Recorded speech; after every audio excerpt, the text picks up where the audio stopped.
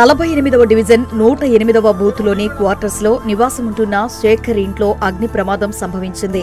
దీంతో ఇంట్లో విలువైన వస్తువులు అగ్నికి ఆహుతయ్యాయి. తెలుసుకున్న నుడా చైర్మన్ కోటంరెడ్డి శ్రీనివాసరెడ్డి ఘటనా స్థలానికి వెళ్లారు. బాధితులకు ధైర్యం చెప్పారు.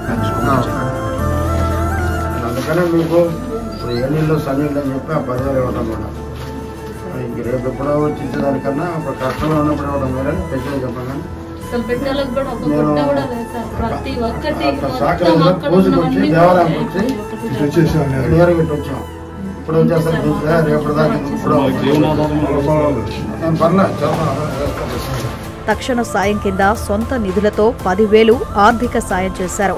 అక్కడి నుంచే ఎంఆర్ఓకి ఫోన్ చేసి పరిస్థితిని వివరించారు. బాధితులకు సాయం చేయాలని కోరారు. అగ్ని ప్రమాద ఘటన మంత్రి నారాయణ దృష్టికి తీసుకెళ్తామని, ప్రభుత్వం నుంచి కూడా సాయం అందిస్తామని కోటంరెడ్డి హామీ ఇచ్చారు.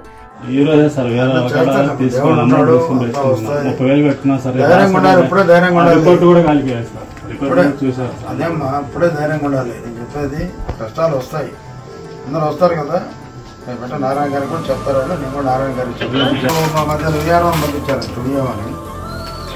ఇల్లు కాలిపోయింది. నేనే వచ్చిండా పాపం మొత్తం వెళ్ళి మీరే వచ్చుంటే బాగుండేది.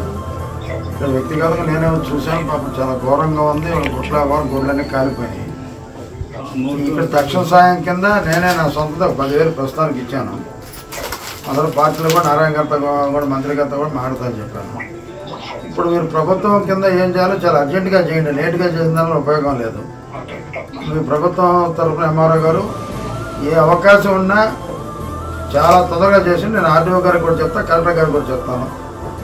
అప్పుడు అర్జెంటుగా సాయం చేయండి. వాళ్ళు చాలా ఆధారంగా ఉన్నారు. ఇప్పుడు ధైర్యం చెప్పాను ఎంఆర్ఓ గారు. Thank you.